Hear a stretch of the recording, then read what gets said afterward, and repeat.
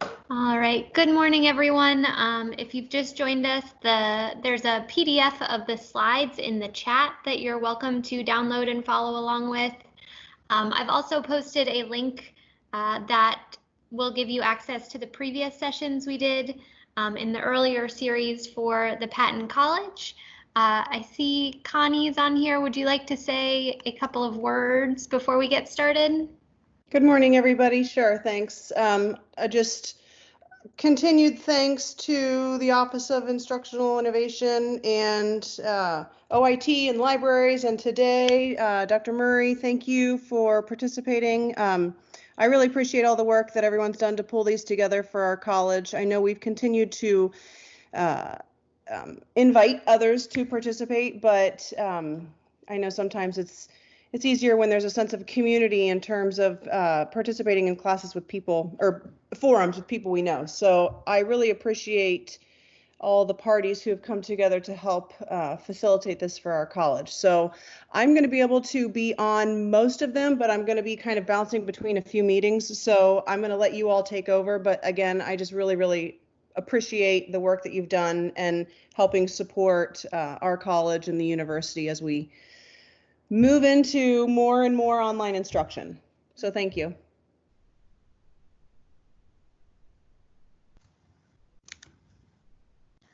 Hi, everyone. I'm Dr. Geneva Murray. I'm the director of the Women's Center here at Ohio University, and I'm also really happy to be a co-facilitator with the Inclusive Pedagogy Academy, which is a collaboration between the Office of Instructional Innovation and the Division of Diversity and Inclusion.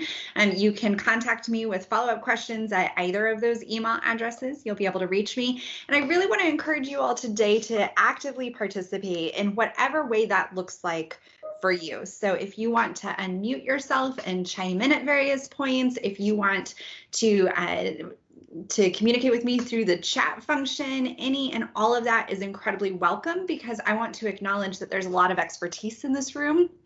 And while what I'm going to provide you with are some tips that we see in regards to creating an inclusive classroom environment, this is going to look differently for you depending on what it is that you're teaching, how many students you are going to be working with, what platform you're using, as well as your own personality and what you feel comfortable doing within the classroom and disclosing in regards to your own vulnerabilities. And we're going to talk a little bit more about what I mean by that as we go through the session today. But today we are going to be covering some ways in which you can build rapport with students, which can create a more inclusive course environment. We're also going to talk about the importance of interrupting microaggressions and bias when they occur, and the complications of doing that in an online classroom environment as well. As I'm sharing, again, anything that you have experienced that you think would be beneficial to chime in with on this conversation, I really encourage you to do. This is going to be a whirlwind tour, and so please do follow up with me if you have any questions or want to talk about this further. But to give you a little bit more information, I also teach in women's gender and sexuality studies, as well as courses in the college or in Patton College. I've taught an adolescent girls course, and I'm also going to be teaching the historical and contemporary issues in higher education course this fall semester as well. So by way of a broader introduction of myself, this is an example of a slide that I'm using with my students to provide them with information about who I am and to communicate what's important to me as well, but also to give them a little bit more familiarity than they would if we didn't do something like this, right? You can also include this information within your syllabi. And so you can do it in whatever way is going to make the most sense for you. Some people are also creating online classrooms, and I'll show you what that looks like here in a second. But a few things to consider is that having an image of yourself can be nice for students to connect with you in a virtual environment, particularly if you're asynchronous. However, I want to acknowledge that providing information about yourself also comes with risks, and it's important to weigh the pros and cons for yourself. So those who hold marginalized identities, including women, LGBTQ+ people of color, may be faced with additional stigma when visible identity markers that are marginalized are displayed. And while online education is not colorblind and folk can Google us pretty easily, I want to acknowledge that I occupy a position of privilege. When I share a picture of my whiteness, that affords me a certain privilege with my students. And then on the other hand, if I chose to share on the side, which I didn't, that I'm an out member of the LGBTQ plus community, that could help build rapport and connection with students who identify as members of that community as well. Yeah.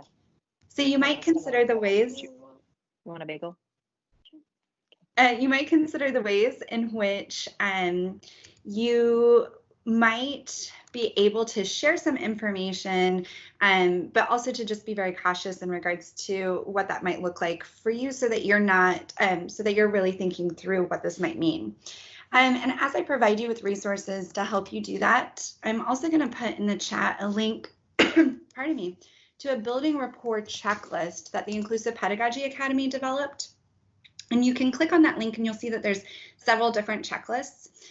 Once you click on the building rapport checklist, you will have access to this slide and you can modify it as you like. There's also a pre-survey student a Qualtrics survey that you can, or pre-class student survey that you can send out to get to know your students as well. And we'll talk a little bit more about that too. So there are a great number of resources as to how you can visually communicate with your students about them. And while I show you some of those resources, I want you to put in the chat who you are, what you think is important in regards to creating an inclusive classroom environment. So who you are and what you think is important for you to do in order to create an inclusive classroom environment. So I'm going to look to the chat, but again, if you feel better chiming in verbally, feel free to unmute yourself and let us know what you think is the most important thing about creating an inclusive environment.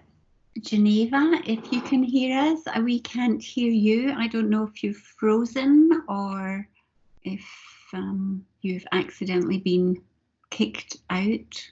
I know that Geneva said this happened to her last week when she was presenting, so we'll just give her a second and see if she can come back in. We'll try and follow up with her. And yeah, these are the joys of online teaching. That's going to happen to us, I'm sure, at some point, if it hasn't already. So thank you for your patience while we try and figure out what's gone wrong here. Hi, everyone. I've had to call in because my internet has gone. This is Geneva. And again, can someone let me know if they can hear me? We can hear you. Perfect. Are you able to share the slides? Yeah, Jody, can you share the slides, Jody? We have a PDF of it that we can share, and then we can. Wonderful. Perfect. I appreciate y'all's patience as we navigate internet hiccups, and that's actually part of the challenge, right, in regards to going online, particularly for those of us that live in smaller communities where the broadband connection isn't quite as effective. And so it is something for us to be really mindful of in terms of what sort of guidance are we going to provide students when their internet shuts down. And this is also something that we'll talk about here in a moment as well, in terms of why requiring people to have their video on when they are in a classroom setting might not be the best idea, because not only have issues in regards to internet access and being able to be on, but then also in regards to some other socioeconomic issues, et cetera. So it looks like my internet is back up, and I'm seeing that there's quite a bit of chat coming in where people are talking about how they do share they share, and then they're also asking students to share. One thing to be mindful of is how you have that conversation with students in regards to what you require them to share, right? And so for some, requiring that they share a picture might not be the most appropriate thing, depending on how the student might receive that. So for example, when I was asking my students to create TikTok videos at the end of last spring, and they could be fake TikTok videos, but just like a video recording of themselves, one of the students that I was working with experiences a great fear of gender dysphoria. And so when working with students who are trans or students who have different kind of experiences with their body, we want to make sure that we're not creating an uncomfortable experience for them by requiring that they share things that they wouldn't feel comfortable doing. So I'm back on the internet. I'm very excited to be with you. But it does look like people are doing a lot in regards to trying to be open and honest with their students in regards to what communication people should be doing, making sure that people feel free to answer questions, etc. And so I just want to say that I really appreciate the work that's already being done again within the session. When we're thinking about what this can look like as well, how is it that we're setting up these expectations for students? And so I want to ask you all, when you think about what it is that you need within this session in order to be able to fully participate, what does that look like for you, right? And so if we're thinking about what this might look like with students, we're asking what kind of productive conversation guidelines can we share with our students and with each other today to feel comfortable fully participating. I'm looking. And so someone just said as well that they don't ask for a picture because some countries do not allow women to take photos of themselves. And so also, I think that that's really important in terms of understanding cross-cultural differences and what is allowed or not allowed within different cultures. And so providing flexibility in terms of the type of information that students share is really, or that you're requiring students to share is really important, and understanding that that can look different for different folk. So again, thinking in terms of what productive conversations can look like, what sort of guidelines do you provide to students to help them think about how they can share in the classroom and be encouraged to share and welcome to share? So I'm looking to the chat function of what sort of guidelines you might provide students to help them think about fostering productive conversation and what you might need today in order to feel fully as though you can participate. So for example, I need to feel as though I can try out new things in this environment so that I can test how things might work in the classroom. And that doesn't mean I'm going to intentionally make mistakes to see what happens, but I may explore different wordings for syllabi or different project proposals with you all, and want to make sure that if I say something that's problematic, that you all challenge me by calling me in rather than calling me out. So if I do mess up in this space, it allows me the flexibility in terms of you all helping to correct me so that we're able to have a productive conversation. And you might think about what those guidelines can look like in your class. How do you talk about what calling in versus calling out looks like? And what does that look like as well when we're talking about discussion boards or video chats? And as you all consider that, I'm going to share with you all some language that I use in regards to having productive conversations within the classroom. And this is language that's also been provided on the recommended syllabi page. So this includes approaching discussions with good faith and assuming that others have good intentions, not assuming that everyone shares your experience or perspectives. Also, not assuming people's identities or backgrounds. And I think this is particularly important when we are in an online environment. People might feel like they can make assumptions about where people are coming from, and that's not necessarily the case. It's certainly not the case in an in-person classroom either, but virtually I think people can try to ignore that there could be diversity within the classroom.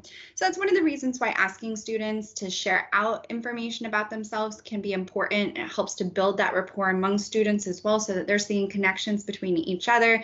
We certainly see this in regards to when we think about how people engage on social media, and that we might see more trolling sort of behavior when people don't feel connection with one another. So that connection is very important. As you all are continuing to think in regards to what sort of additional expectations you might have for students in the classroom, I do want to encourage you all to share that in the chat, because this is not comprehensive in regards to all the options that are available. And so things that have worked for you within the classroom previously can help others as well.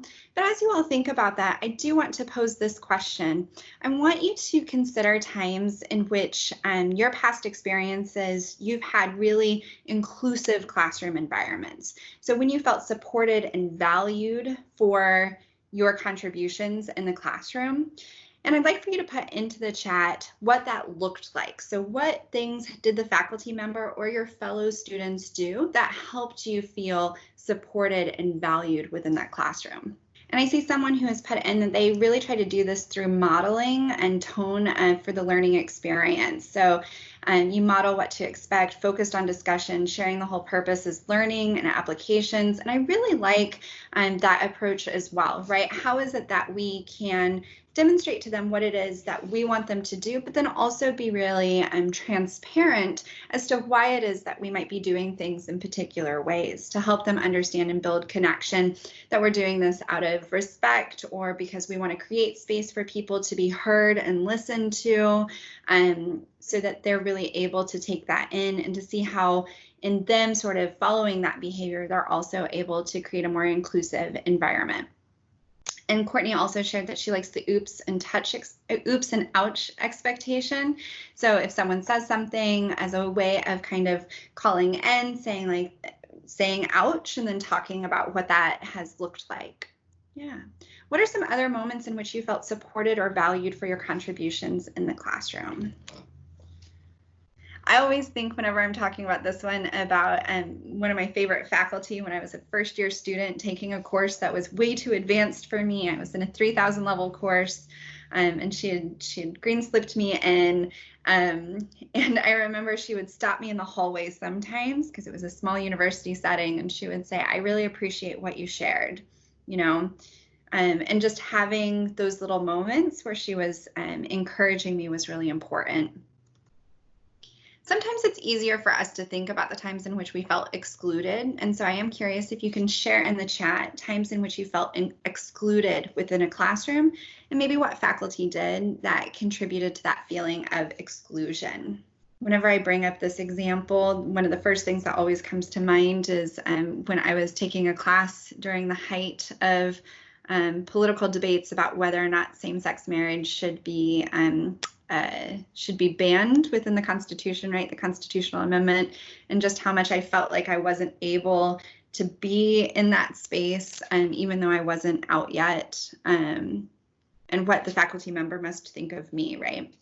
I see someone saying that in terms of an inclusive environment, student-guided conversations add lots of value, and that the professor can be more of a moderator than the subject. And I think that that's really important as well, right? How is it that we make the student centered and ensure that the students see that we recognize that they're bringing a great deal of value and expertise, right? From lived experience, but then also from their own areas of interest and study. In the pre-course survey, and that is an option that you all can modify for Qualtrics, it does ask for students to share like what were some of the first times in which they came into contact with this subject? What are the favorite things that they were able to learn? And so then you're also able to gather some of that information in advance so that you can always reach out and say, hey, I really liked that you shared this. Would you mind leading a little bit about what it is that you had learned previously and how that connects, and really putting them in that position of expert.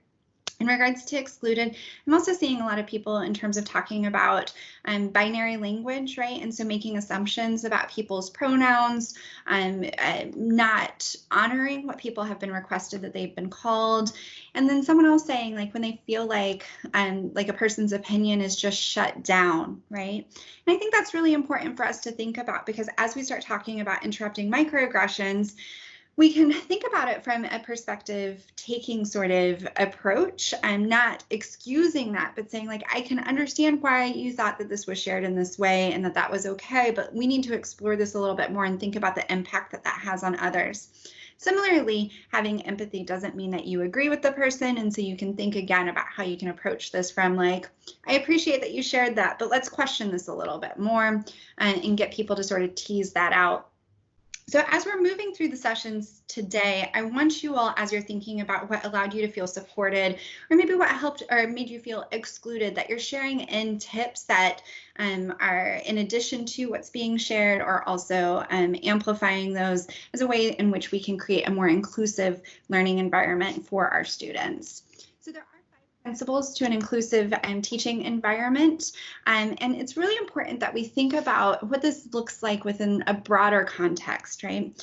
For example, we know that teaching is biased. It's biased because we bring in our own personal views. We also have our own perspectives that are rooted within our own individual identities and our own experiences of what makes something feel inclusive or exclusive, right? There's no such thing as unbiased teaching. the very nature of how we design our policies within the course, what authors we evaluate in our readings or that we elevate in our readings, and how we approach students are from a biased lens that can represent our own cultural values. And there are different ways in which we can try to counter this. And some of it is by taking a more universal design approach in which we are questioning our own assessments or the material that we're providing and how we're providing it so that we're being more inclusive. There is a workshop that's in 2 days on universal design. The link to register is in that, so we'll be able to spend a little bit more time. But by thinking about why it is that we do certain things within the classroom, right? The authors that we choose or the policies that we have, by reflecting on those, we're able to get a better understanding of why it is that we might have those or do those things, the ways in which we do. And we can also take a moment to think, is it time for us to reevaluate and rethink whether or not these policies still hold true, or are they outdated? Are they stuff that we've just inherited that have replicated maybe inequities within our classroom? And so it is really important that we be open to being being vulnerable about the fact that we all have space in which we could grow and learn. So it's important for us to recognize that none of us will know everything that we should about inclusive pedagogy, and as such, you may wish to include something in your syllabi to acknowledge your own bias and that you're willing to grow and learn with your students. So this models vulnerability and assures students that they do not have to know everything now. And this is also something that was shared in the chat earlier, right? How is it that we're modeling in communication and in our interaction with others in a way that will help other students see what it is that they can do? So when you do have to interrupt bias in the classroom, or when you do have to challenge something, you've already laid the groundwork so that students can forgive with grace and apologize with grace as well. Because regardless of how much we know, we can always know more too. And so I think one of the things that was just shared in the chat is really exciting, right? To get students involved in regards to how it is that people are cited, who it is that they're choosing, and what they include in regards to their research and their literature review. Another way in which you can do this for classes that aren't at the doctoral level is I always save a space within my intro course where there's a day where students can say what it is that they want to learn about as connected with the readings. Because to be quite frank, when I started teaching an intro, I was still replicating a lot of the stuff that I had been taught, and a lot of material that was looking at or written by women of color weren't being elevated in the ways in which they needed to be, right? But from my students' engagement, from my own critical analysis of my own bias, I was able to start incorporating more. And so you can also lean into your students and say, hey, here are the readings that have been seen as canon, but if you had to choose an author that you wanted to uplift within this area, and then you can talk about it, right? And you can make choices based on their recommendations, or can have them choose a theme that can cause you to really push and think a little bit differently as well. When we're thinking about bias, I do think that it's important for us to define what bias is, since I did just say that all teaching is biased in some way. But bias or implicit bias is the snap judgments we make, the automatic associations that we have that causes us to associate certain people as good or bad, safe or scary, and not just people, right, but really anything. And in regards to my own bias, I can also think about the ways in which I've learned bias in regards to who and what I elevate within the fields that I teach, right? And because it is ingrained, right, our bias is so ingrained, we don't even realize that that it's happening, but it does happen for us. And so some of the ways in which we can try to minimize bias is by slowing down. It can be by grading papers without people's names on it so that we're able to really have a more fair approach. And it can also be for us to think really critically in regards to our policies, like I talked about before. So syllabi language can help make transparent the hidden curriculum. And the hidden curriculum is this notion that we're often teaching things that we don't label that we're teaching within our courses, right?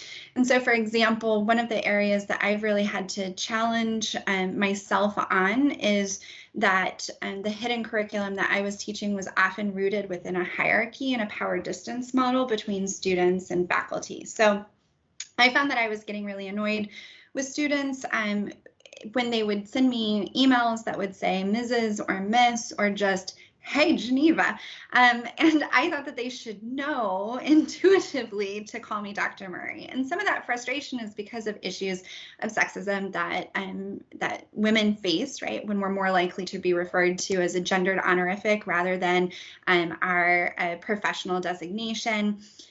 But what was unrealistic for me was projecting on students that they should know this cultural value, right? And that they should be calling me by doctor, when in other cultures, right, like the gendered honorific isn't a problem. So I needed to start communicating to them my clear expectations of what it is that I was expecting within the classroom. So I'm curious if you all can share in the chat what expectations you currently have for students when we're thinking in regards to this hidden curriculum, and whether or not those expectations are realistic, or what we can do to make visible to our students those expectations. And this can be everything, right? It could be in regards to what productive conversation looks like, what communication with us should be, what detailed responses need to look like when we're talking about people engaging on Blackboard, etc. But what expectations do you have with students that you think you could do a better job of articulating within the classroom? Another example that I talked about in a session last week is this notion of some students knowing how to advocate for themselves in regards to late work or getting a higher grade, right? And so students who maybe have had greater access in regards to the culture of higher education, who are able to use generational knowledge in regards to what advocacy can look like for themselves, might feel more comfortable advocating. And that can go a couple different ways. It could mean that they are more likely to be able to get better grades because they're able to fight for themselves in that way. It could also mean that they do it in a way in which the faculty member feels that they are acting in a way that's entitled, right? So are we able to provide clear guidelines to our students as to what self-advocacy can look like and how they might be able to be more effective in their self-advocacy for us, so that students who didn't even know that that was an option should or are able to have that sort of knowledge. Okay. I'm seeing someone saying that productive conversation should have pauses, taking time to absorb, think, analyze, and then respond. Yeah. Encouraging students to take time before they type. And that does go back to this notion of bias, right? When we're able to slow down and not have very quick responses, that does allow for us to minimize our bias as well. I'm going to give you all another moment in regards to putting in anything else that you think is important in looking at or making transparent policies that you haven't told students about before.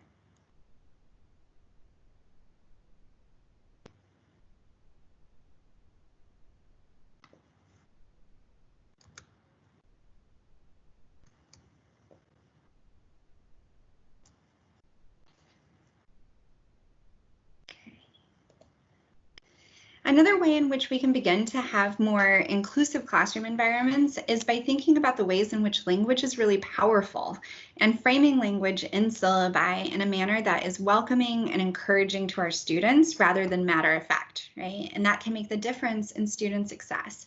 In particular, when we're considering trauma-informed teaching, which we're going to talk about here in a moment, your syllabi can help build rapport with students in a way that encourages them to be able to come to you with issues and to assist you in connecting them with resources so that they can be successful. You do not have to be a resource to everything or for everything. And I think that that's sometimes the concern, right? Is that if we are so welcoming and encouraging for people to come to us, like what happens when they come to us and I don't know what to do?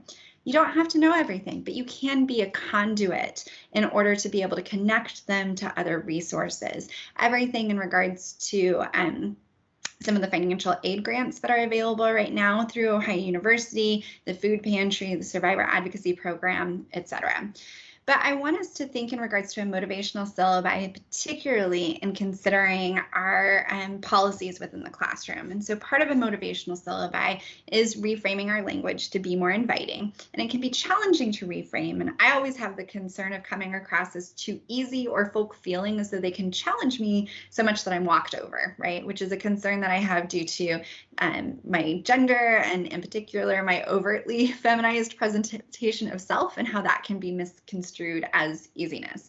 And in fact, according to Harrington and Thomas, who wrote on Motivational Syllabi, those who have more friendly statements regarding their policies or even invitation to student hours rather than just listing office hours without context or encouragement were found to be, quote, more personal and engaging. But they also noted that students did confuse this approachability with course easiness. And so that's important for us to be thinking about as well, just to be mindful in regards to the ways in which this can be perceived.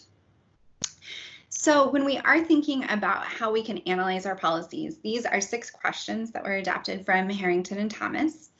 And they offer us a way in which we can view our policies. And so for each of the policies that you have within your syllabi and within your class, I want you to really consider, how do these questions help us kind of rethink them? So if we think about a pre-COVID policy, right, you can use technology to access your readings during class or to take notes, but that is all. Please do not have your phones out in class. If you have an emergency, please notify me at the start of class that you'll need access to your phone. So I want you to put in the chat what you think of this policy and what could be improved by it. Yeah, and I want to amplify what Courtney has said, chat bursts, so that people can type in their comments, but not to submit until everything is ready so that students don't dominate in the chat. That's fantastic. Yeah. So what are concerns that you all have about this technology policy?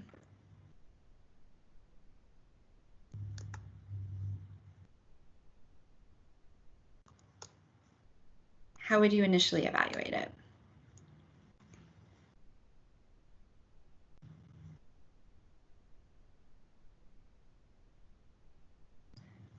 So someone has put in that they actually encourage people to look things up because they're going to anyway, right? And so how can you make it part of a productive aspect of the classroom as well? Yeah. Yeah. And then someone else has acknowledged that, look, depending on the demographics of the students that we're working with, when we're working with parents in particular, right, they're not going to be able to anticipate an emergency for their children. There's a reading that is recommended for you all that I will include at the end, and that has a discussion as well as to what this looks like in regards to people with different abilities and accessibility needs, and how saying universally that technology is not allowed, but then saying, oh, but you have an exception, et cetera, can also mark that person as being different in a way that isn't necessarily comfortable. So let's think about this from like a COVID policy piece. And then someone else says that people are able to gather information from the internet so that they're able to even do better within the classroom. And I really appreciate that as well. If we think about like a COVID-19 policy, there's been a great deal of debate as to whether or not students should be required to have their videos on while participating in the classroom. So in order for us to engage and for me to ensure that you are paying attention during class, you are required to leave your video camera on for all of our Microsoft Teams sessions. What are some of the concerns that you all might have with this?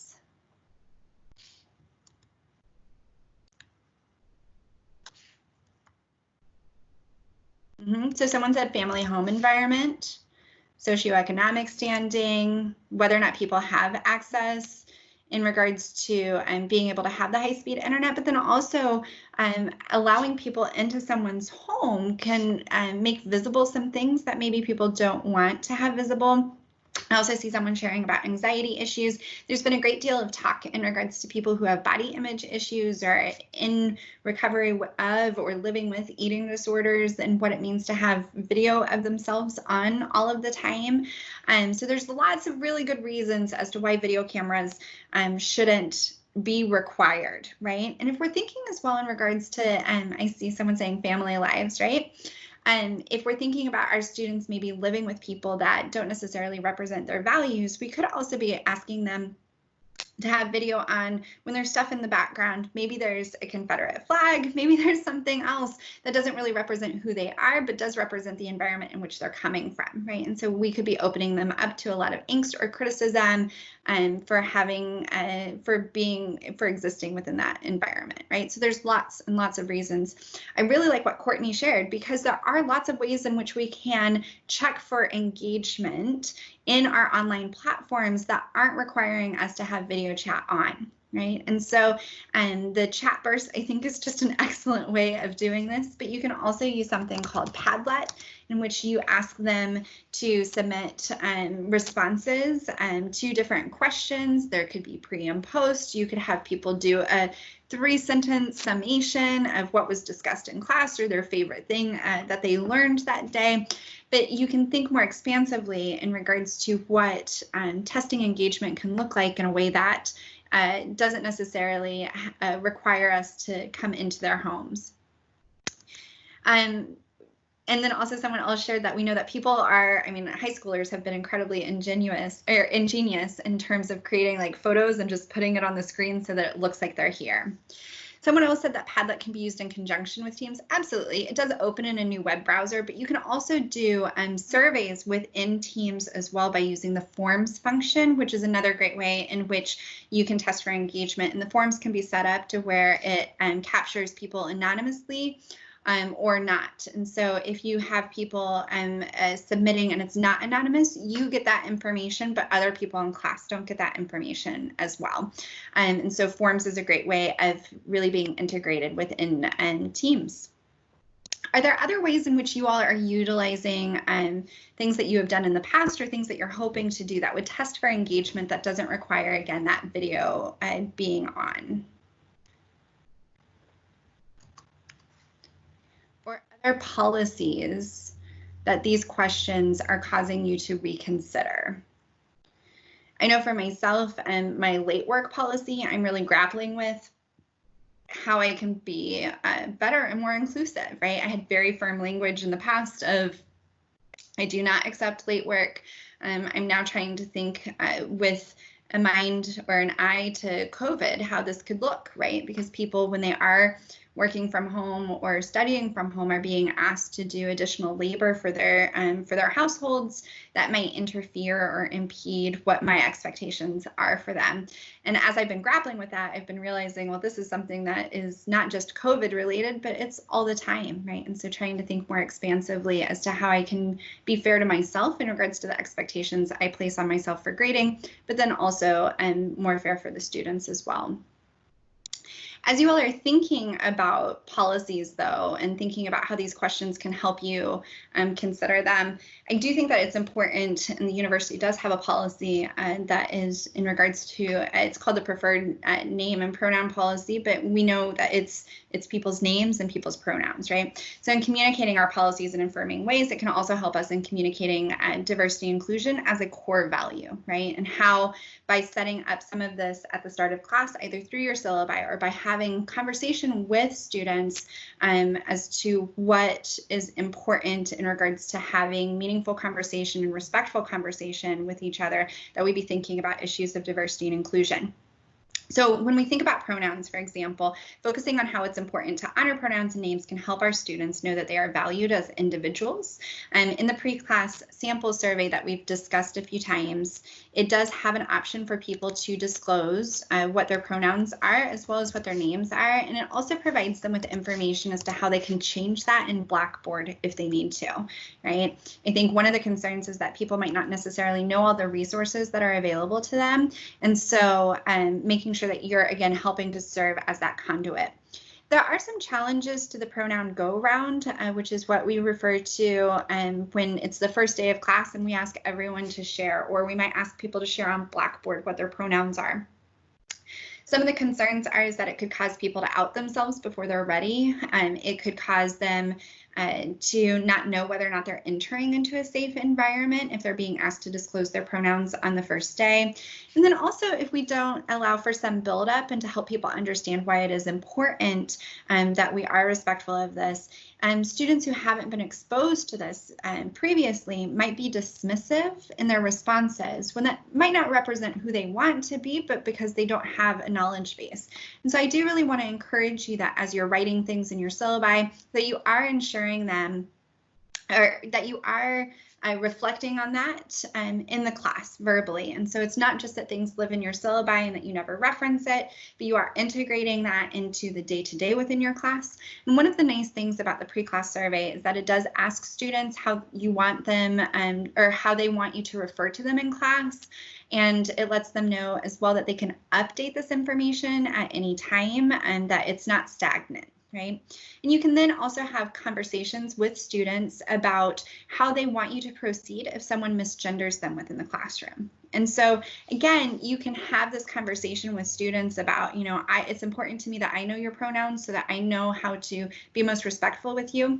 I'm not asking that people share those within the class yet until people feel really comfortable doing that. And so until someone discloses what their pronouns are, utilize people's names, right? And then again, let people have that space in terms of being able to say what their names are.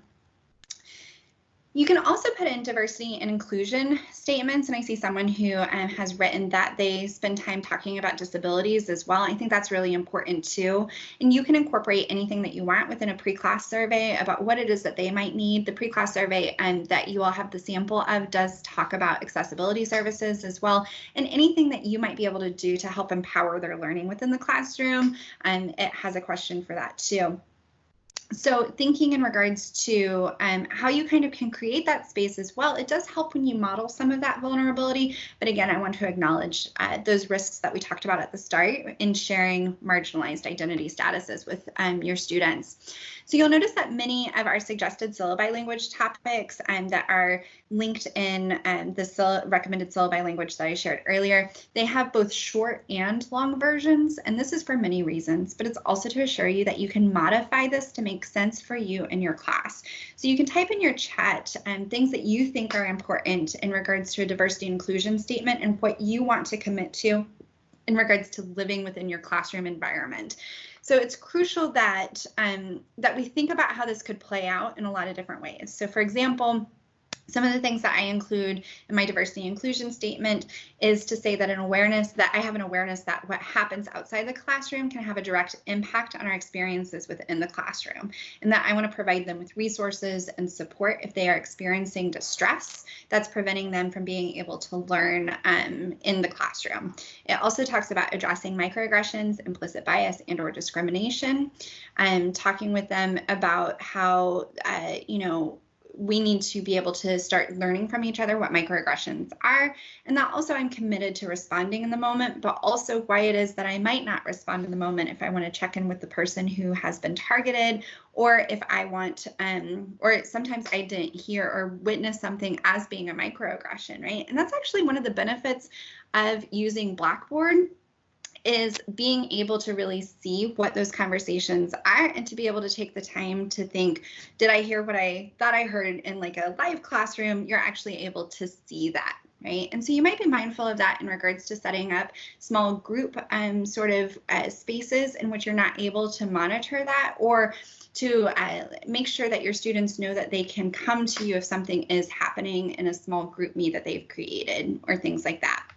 And then also I've acknowledged that I'm going to continuously improve my understanding and practice of inclusive teaching, and that's something that I referenced early on too.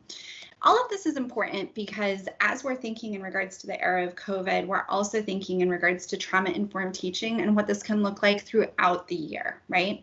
And so while we can't always predict what traumas our students may bring with them to our classroom, we can think in regards to what we might be able to expect, right? And so we can consider content warnings if you're doing talks on sexual violence or interpersonal violence, suicidality, anything that could be connected to a trauma. You could certainly list that within the classroom or within the syllabi. When you think about then what that means for the student, though, you'll want to think, okay, if something is happening within the classroom, if there's a conversation on suicidality, right? And that's going to be a trigger for one of my students. What rights do I want to provide them, right, in managing or dealing with that? Can they step away from the recording? Do they have to complete that assignment? Is there an alternate assignment? And that is very personal, right, in terms of what you think is important as a faculty member. For me, there's not a way in which you can get through Intro to Women's Gender and Sexuality Studies without having to really become entangled with some of the stuff. but I can talk with students, and I can say, if you have questions about things that are upcoming, please talk with me. I'm happy to have those conversations with you. Talking about, is there different options, and all of that is stuff that you will have to kind of think about. You might also think about including self-care statements as part of that, and Carnegie Mellon has several different options that they've put together as well, flexibility in attendance, deadlines, etc. When we think about recommended language, here's some of what we encourage, and that is included on that syllabi recommended language piece, right? So a diversity and inclusion statement. If you are wanting to share instructor information, but you're worried about sharing marginalized identity statuses like we discussed earlier, you can also just put in information about your teaching philosophy or approach, right? There are other ways in which people can get to know you, and you can think about that again from a motivational syllabi perspective. In regards to grading information, I think having a grading matrix that shows how learning outcomes are going to be assessed and how they're going to be addressed within the classroom is really helpful for students to see how all of the course runs together. And then we do have information again in that recommended syllabi language of content warning, as well as how to go about sexual misconduct and mandatory reporting. So if someone discloses something, letting them know that that does mean that you are required to report, but that there are confidential resources that are available. So I want us to move away from some of the syllabi language and how it is that we're talking about this, to think about how this becomes actualized within the day-to-day of the classroom, because it is really important that what we're saying in the syllabus, that we're going to have an inclusive teaching environment, that we're going to really support and honor one another. It's important that that becomes actualized, because without taking action within our classes, it can perpetuate performative allyship. So it can allow us to check a box saying that we're committed, but without actually committing to personal, professional, or institutional change. And we have a lot of hard work to do. That's not just symbolic action. So again, it is complicated for those who are marginalized in teaching. So I do want to just say to anyone who is in a position of power that's sitting in on this call, a department chair, supervisor, dean, whoever, that if you're in a position of power, that you can be an ally to support faculty who may receive backlash from students for taking anti-racist stances within the classroom. So we already know, and the data says, that teaching evaluations are biased against those who are marginalized. And those who do this work, that do anti-racism work, are taking a risk. And they can be further marginalized for that risk. So they can be discounted or viewed as overly political, when there's nothing political but politicized about us creating an environment of inclusion. So we have to rethink our metrics of evaluation, promotion, tenure, etc., so that we can counter backlash wherever we can. So when we're thinking about this, I want us to use microaggressions as an example. We've heard from a lot of faculty that they are concerned about how to interrupt microaggressions within an online environment. And in some ways, I do think it's going to be easier. Like I said earlier, you're really going to be able to witness what is occurring if it's happening within chat rooms. Of course, over video, there still could be some concerns. One of the benefits in regards to using Teams as opposed to using Zoom, of course, is that in the chat function, it goes to everyone, right? Whereas on Zoom, unless you set up certain privacy controls or settings, there is the option for people to message people individually, which again might make it where people could be bullying, etc., without you being able to see what is occurring there. So microaggressions are it's a statement or an action that can be verbal or nonverbal, intentional or non-intentional, that might seem small but can have a large impact on others, and it can be quite varied. But if we're thinking about our course content, right, we might think about a microaggression as being, I don't include diverse authors, they aren't canon, or we just don't have a lot of people who are diverse, who write about these topics, right? It's really important that as we're thinking about setting up an inclusive course, that we're thinking about the content it is that we're creating, or the course content that we're uplifting, and that we're not just assuming or thinking that we're just going to perpetuate the same old, same old. So questions that you can ask yourself as well is that, are diverse authors, are they included expansively throughout your course content? Does it just happen in 1 week where you talk about race and ethnicity, but you're not thinking about the intersectionality of the other course themes? And so those are really important things for you to be thinking about so that you're not perpetuating some of these institutionalized microaggressions, right? And so we can think about microaggressions happening in a couple different ways as well. So there's a micro assault, which is, you know, I didn't mean to be racist, but these are usually easy to identify and they're seen as racist and problematic.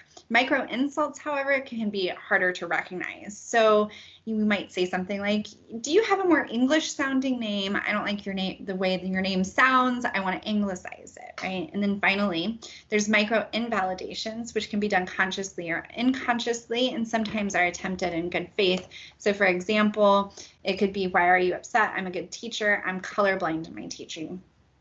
As we talked earlier, there's no such thing as unbiased teaching, right? We all bring bias with us into the classroom.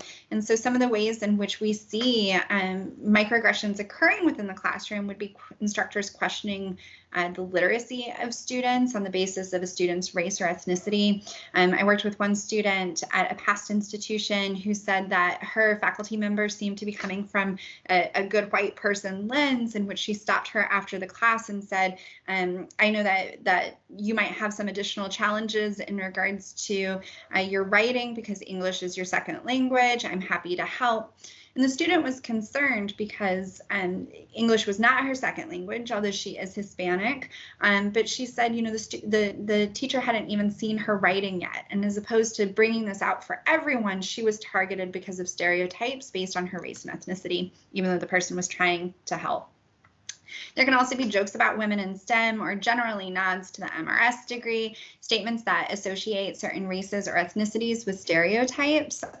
So you might be very careful in regards to the types of case studies that you use within the classroom and making sure that those are diversified and that they don't just show particular races and ethnicities from a particular light. There can also be lack of inclusion within student groups because of their own kind of perpetuation of racism, sexism, transphobia, etc. Or having the spokesperson syndrome, where everyone turns to one person when you start talking about a particular identity that you know that that person is belonging with, or that person's like a member of, and then shaming students for not aligning with one's stereotypes or their identities, right? And so all of those things are to be mindful of. And we also see, of course, in some in K through 12, teachers giving men more time to answer questions in the classroom, et cetera. And so that's actually one of the reasons that I really like this burst of comments piece that Courtney shared with us earlier as well, because that might be able to help us change things. And I also really like what was just shared in terms of dates in the syllabi and being decided by the process of including my learners. And so thinking about how students can be involved in helping to set the stage so that the content can be inclusive.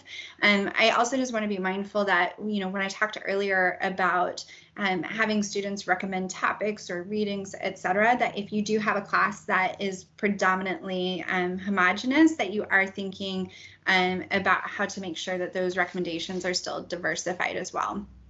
So I do want to ask you all what some of the things are that you're worried about in regards to creating an inclusive learning environment, right? So we're talking about microaggressions, we're talking about things that are maybe a little bit outside of ourselves, but what are some of the concerns that you all have in regards to making sure that you are creating, or some of the concerns that you have about barriers to creating an inclusive learning environment? And then we're going to keep talking about how it is that we can interrupt some of these things within the classroom. So someone said, the quote, "You don't look that old," as an example of something that they've heard from students in the classroom. It can be really scary when we start thinking about how is it that we can manage some of these things that are external to us, right? So I just listed a whole bunch of microaggressions that we should be mindful of as the people who are the leaders and modeling behavior within the classroom. It's also really important that we think in regards to how it is that we can respond when things are happening within our classroom that make something not inclusive, right? And some people might think that if we avoid it, that then it'll just go away, right? But I really strongly believe that we shouldn't avoid conflict within our classroom, but we can help students understand the ways in which we can learn and grow from conflict. Because if we don't do this, right, if we don't interrupt things when they're happening within our classroom, we lose our students, right? We are perpetuating whatever was said through our silence, And then we're seeing decreases in their retention, academic success, and self-esteem. But honest conversations about racism and race and other areas of oppression or marginalized identities can assist our students in effectively challenging their own implicit bias, normalizing that bias, and therefore improving our outcomes of a more inclusive society. And so someone else has said that, you know, how does this work then when groups of students are meeting outside of class times? And so some people are having to take on particular roles or responsibilities like a parent. We might think in regards to gendered issues of women frequently being asked to be the secretary within a group. And so one thing that you could do in terms of helping with this is having clear delineation of roles within the groups, that you have them work out as part of the class and that they can suggest to you, and that you can provide feedback to make sure that something is going to be at least evenly divided in a fair manner. And then you can try to hold them accountable to that, right? So I do believe that these groups that are meeting outside of class should be given as much structure as possible. And I do find, you know, having them really think about what their roles are and proposing that to you can help hold them accountable to that as well, so that if people aren't able to live up to that, it can happen. I do also think that having them, something that I've required my students to do, although I have mixed feelings about it and would love to hear from you all, is rather than having them meet on GroupMe, I do set up individual or like the group discussion boards for them on Blackboard, so that I'm able to see how it is that they are setting things up. And then someone else has said that team meetings can be closed captioned and recorded by anyone in the meeting, and to encourage that, which I think is also great. It could also be a way in which if you're asking for them to maybe provide you with documentation, maybe they can submit like little clips from those recordings as well to show you their contributions. And then someone else said that teams can be set up, or can set up group space as well. That's wonderful. And then someone else has recommended providing peer evaluation, which can help to maintain some of that parity and level of professionalism. And then you can also provide them with what to do if it's not working out within that group, right? Have them let them know that it's okay to talk with you, and that you're not going to be upset with them if they aren't able to sort this stuff out themselves, right? And I remember being in group projects in which I felt like I couldn't go to the faculty because I didn't want them to see this as being my fault that I wasn't able to fix it some way. And so again, thinking about that motivational syllabi and letting them know that conflict will inevitably happen, right? And part of what the learning process can be for doing group works is by making sure that we are supporting one another in doing that work as well. So when you are interrupting microaggressions, right, whether you're wanting to deflect in the moment or to diffuse, right? We want you to be proactive in thinking about how it is that you can establish group norms like we did at the start of this session, and thinking about how you can define what constructive conversations might be able to look like. So here's just another example of the ways in which you might be able to frame this as well. It's really important, though, that you spend time at the start of class building that rapport and building trust in relationships through your own personal reflections with the class, but building relationships with them, etc. Because by building that rapport, this work is going to be easier, right? And some ways in which you can do that and building rapport work is by sending personal notes of encouragement to the class, right? I talked earlier about how when my faculty would see me in the hallway and she would say, like, I really appreciate you sharing, that was really wonderful, right? And so if someone shares something in class, or if you're just really proud of the whole class, right, sending notes of encouragement, letting them know that you're really proud of the ways in which they're engaging, and that you've really taken these things and learned from them, right? All of that can be really beneficial. Because when you are able to have that rapport, then being able to respond to moments of bias is easier, right? They're going to hear you a little bit more in regards to you not shutting them down with those challenges, but because you know who they are, you can also approach it in ways in which you can address that, you know, that they maybe don't necessarily think what it is that they just shared, that maybe it came out a little bit different, right? And so we'll talk a little bit about that. So when we think in regards to ways in which you can hold yourself accountable, right? you can also try to anticipate when hot button issues could occur. So if we're thinking about hot button issues, you might be thinking about how we're going into an election year, right? And so leading up to the election or shortly following the election, that could be a time in which you have transparent conversations about how people might be feeling, right? Because otherwise those things might be able to kind of bubble up in ways that are going to be less productive, right? So again, trying to build in those types of reflection moments as well. And so if we are thinking about this a little bit more, right? Let's say that there is a moment that has come up for you all in which there has been a conflict on Blackboard or in your video chat, right? The first thing that you want to do is to recognize when the conflict is occurring. And then you want to help students understand what is actually at the heart of the conflict, right? And so it could be that there's a lot of emotions in this conversation and I can understand why. I want us to reflect on what it is that we're feeling right now. Can you help me understand why it is that you said X in this way, right? So helping students understand. And then being aware of your own positionality and how it can influence your understanding of the conflict, as well as how others respond to how you address it. So for example, there was a painting on the graffiti wall a couple of years ago, right, our free speech wall, and a student had come to me and said that they were really bothered by what it had said. And I had a different interpretation of what the graffiti wall had said, right? I did not take the time to pause and to think about my own positionality, my own identities, and how it was that was causing me to think about what it was that was written. And in that moment, I really minimized what that person's emotional response was, right? And so for me, it's also just wanting to be very sure that I'm taking a moment to challenge myself to think, okay, what are the different ways in which I can interpret and think about what it is that was said, right?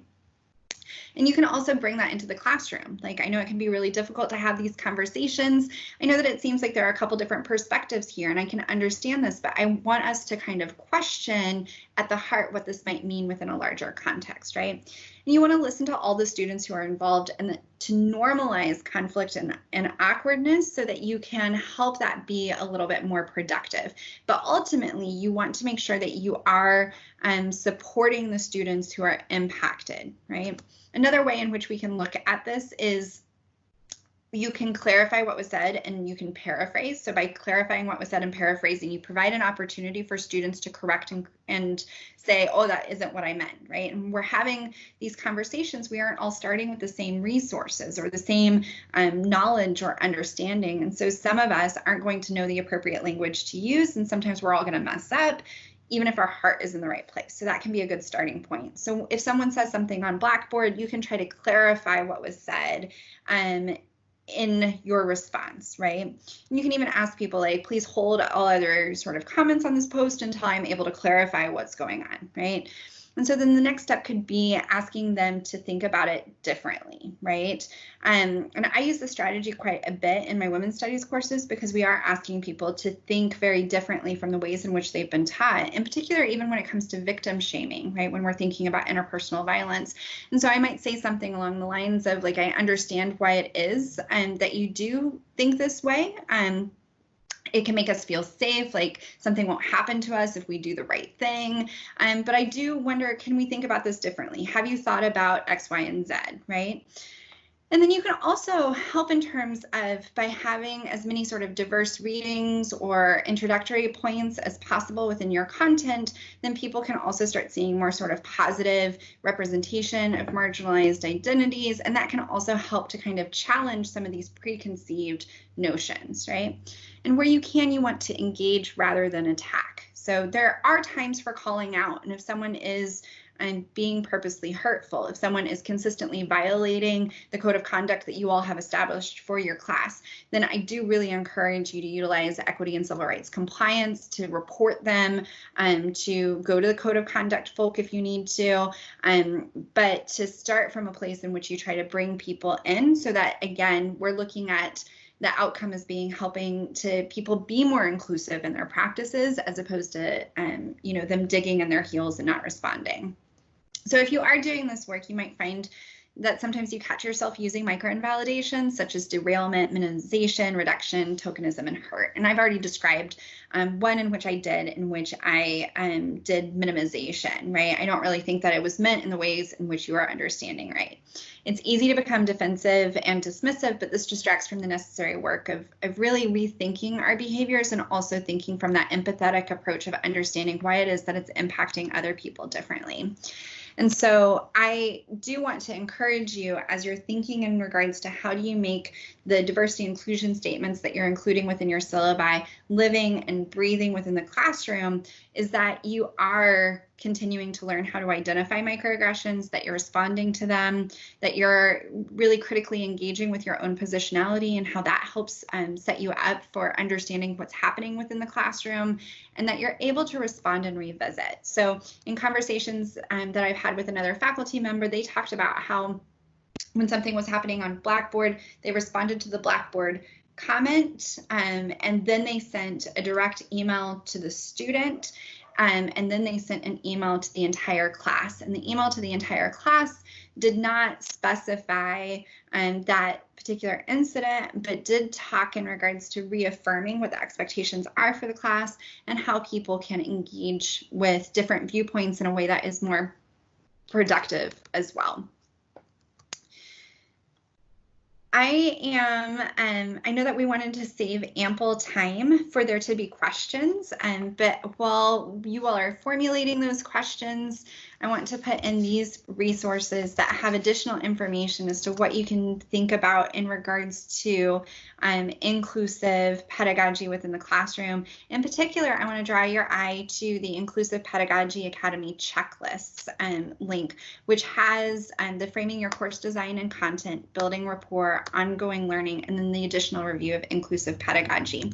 When we are thinking about what an inclusive classroom environment looks like broadly, it does also include the ways in which you are setting up the material within your class, the ways in which you are developing your course expectations for students, that you're ensuring that things are done in a way that does speak to people with different disabilities, that you are able to think from a universal design perspective, and that you are providing people with varied options to be able to display their knowledge. So for example, one of the things that I'm doing with my students this semester is they can choose from several different assessment options to demonstrate that they have been able to achieve the course material, but then they can also propose to me something else that they think would be an equivalent workload. So if they wanted to write a song or do a performance, I saw people earlier in the chat talking about doing theater, right? There's lots of different ways in which students can demonstrate to us that they're able to achieve.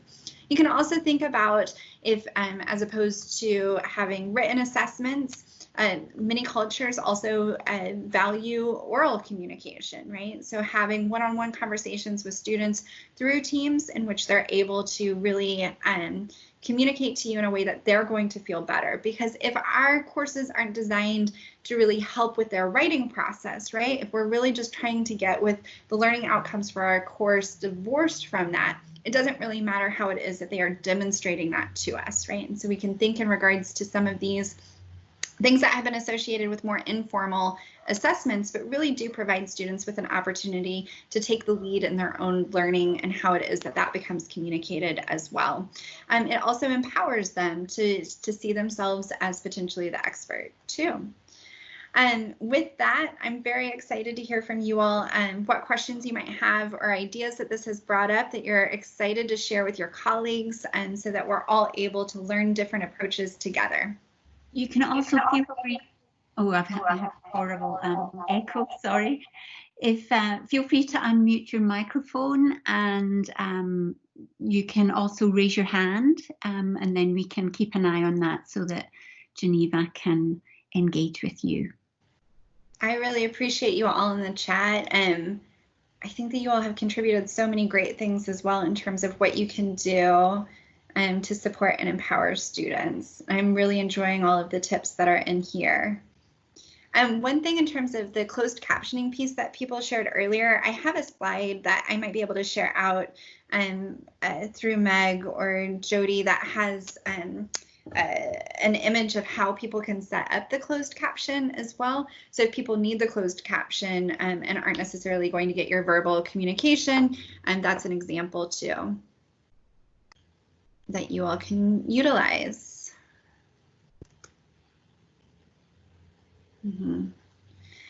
Yeah, and so for those that are talking about a lot of stigmatized topics, here's one thing that I will say is to make sure that in your course and in your syllabi, as well as in ongoing conversations with students, that you're helping them get connected to resources, because so many of our students might be used to just walking over to CPS, right? Letting them know about the telehealth opportunities is really important. And so I think that that's really crucial, that we help students know that they can connect even though they are remote to CPS or to accessibility services. But then also I am curious, and for those of you that are teaching on stigmatized topics, what sort of rights you are going to afford the students to be able to disconnect from that. Because one of the things that I do think is a really big challenge for us moving into an online and virtual environment is that we're not necessarily going to be right there with those students, so that if they are impacted in the classroom, I'm not necessarily going to be able to be like, hey, can you hang out a second, to be able to talk with them, make sure that we get them connected.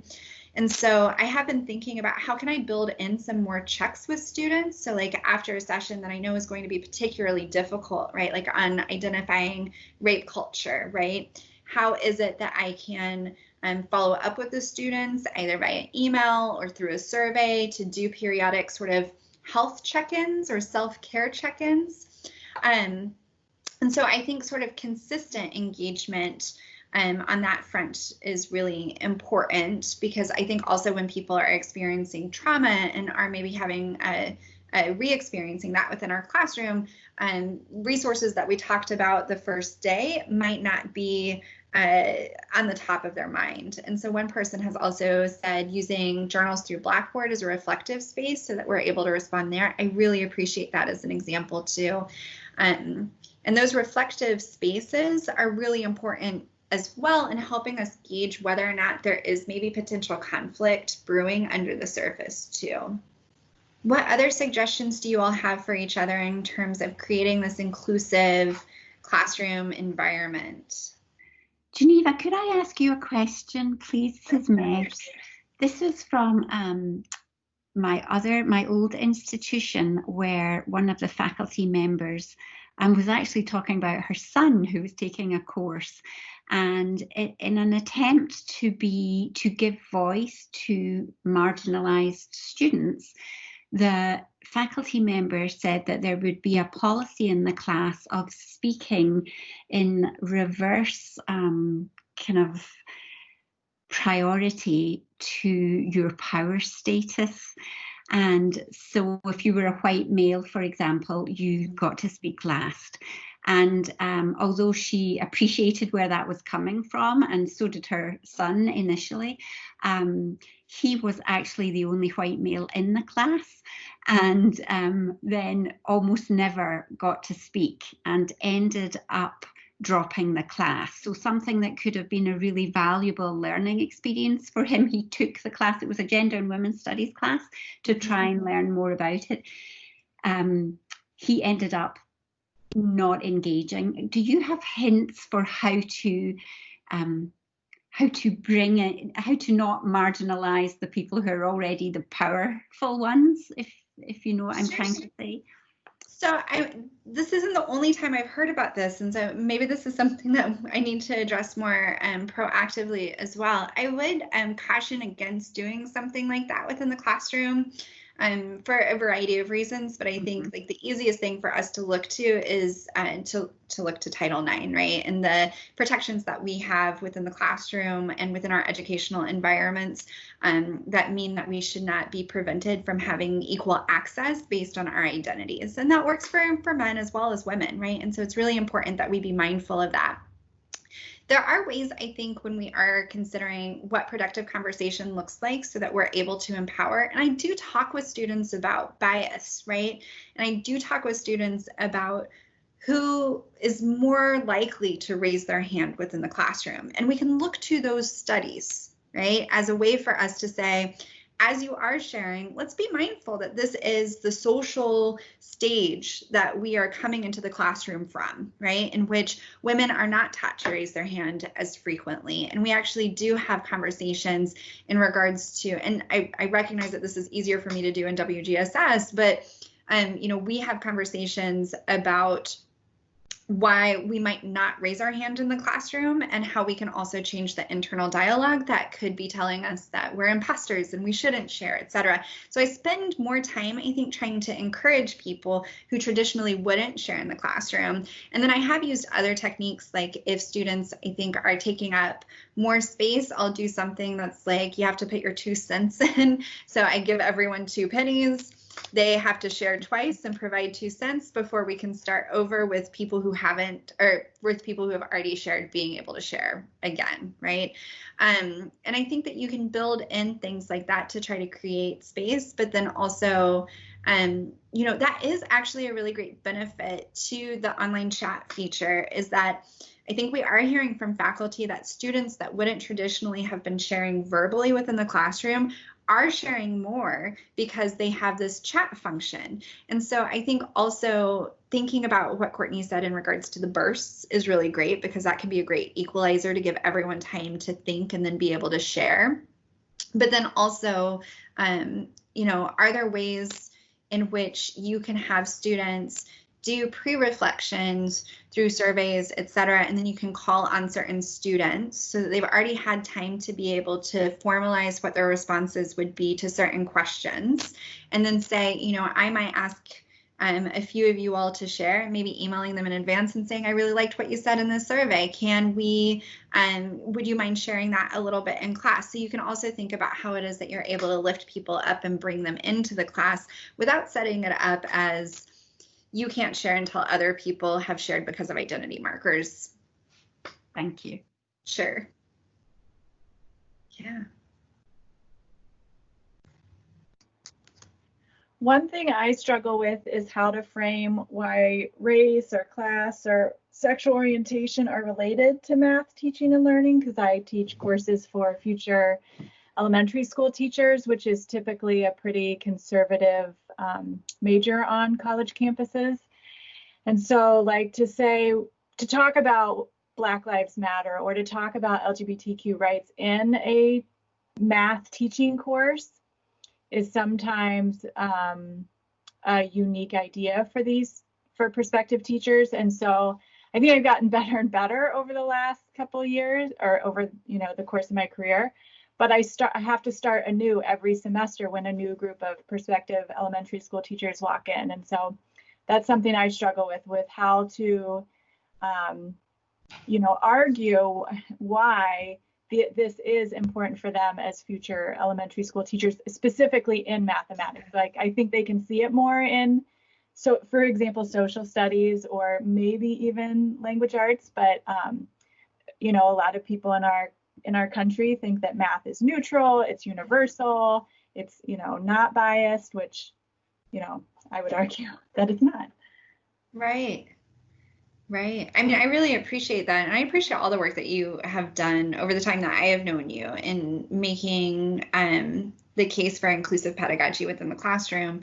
And well before I knew you as well, but just speaking in terms of the limited frame of reference that I have, I think it is really fascinating. And that is why, some of the examples that I think were put up in regards to microaggressions, like these atoms are like a male and female, right? And they're attracted to one another, but these atoms are like a male to male. They repel each other, right? Mm-hmm. Thinking about the word problems that people use. And I know that there's been a number of cases on social media where things have gone viral, where teachers have tried to create these creative word problems that then are actually replicating, institutionalized discrimination within our society.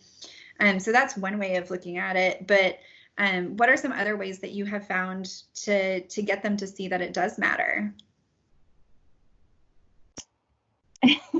Well, I mean, I think just showing how in our country we do have a pattern of, what used to be called the achievement gap, but this idea that there's been an opportunities gap among different race and ethnicity groups. I think that's pretty powerful So that's a reason why we need to talk about how our systems are racist, and how we as teachers need to understand the importance of how race and racism plays out, and how, you know, we have an obligation to make our classrooms safe and welcoming to all people. But I mean, I do all these things, but it's something, and I don't think it's just unique to math education. I'm sure there's lots of people who it's, when you don't know your students walking in on the first week, and to say, you know, Black Lives Matter and LGBTQ people deserve every equal rights. And it's just hard when they might not, you know, I'm here to learn about, you know, ed policy. They don't, and as scholars, we see these as interconnected and valid and valuable. Yeah. Yeah. So I try to make those connections, but I struggle. I mean, I don't think that this work is easy work, but I do think it's incredibly valuable. And I hope that, you know, as you all are connecting with one another in the chat, that you can also reach out to one another to support throughout the year, right? Because there is a lot to, you know, even if we've been doing this work in person, moving it to a virtual platform is going to be different, right? And in some ways, I do think it's going to be a little bit easier. In some ways, it's going to be more difficult. But knowing that you do have a connection with others to where hopefully you can workshop some of this stuff, I think is a nice opportunity. I've put in, just as we're talking about the ways in which we can show engagement, and I saw earlier someone was talking about starting from small group discussions, then large collective discussions. And so there's a Word doc that's been going around that shows different ways in which you can build an engagement and group work in online environments, asynchronous, synchronous, etc. And so it looks like it's taking a while to send, but when that pops up, it's going to be called Active Learning While Physically Distancing 2.0. And I hope that you all find that to be helpful, as well as you're thinking about what these small groups can look like in an online platform. Any remaining questions or thoughts or ideas that you all have that you want to share with one another? Well, I really appreciate you all joining us today, and I will, of course, leave space for Jody and Meg if they have anything left that they want to share about upcoming sessions. But please do reach out to me if you have any questions and you want to discuss any of the material that we went through today at all. I am here and working on my own syllabi, and so I'm very, very happy to be able to take some time to talk with others who are going through the same thing. And I hope that you all will join us for the Universal Design and Learning session in a couple weeks, in a couple days. Thank you very much, Geneva. We always appreciate how thoughtful and organized you are with your presentation, so thank you so much. As Dr. Murray said, we do have another session this afternoon, which is at 1 o'clock. I think, yes, and it's about communication with students in the online environment. And then we have some for the rest of the week at 10 and again at 1 Tuesday, Wednesday, Thursday. And in fact, we can pop the schedule into the chat here for anybody to look at rather than have me read them all out. So we will do that too. Thank you all very much for joining us, and we look forward to chatting with you again later on. Have a good day.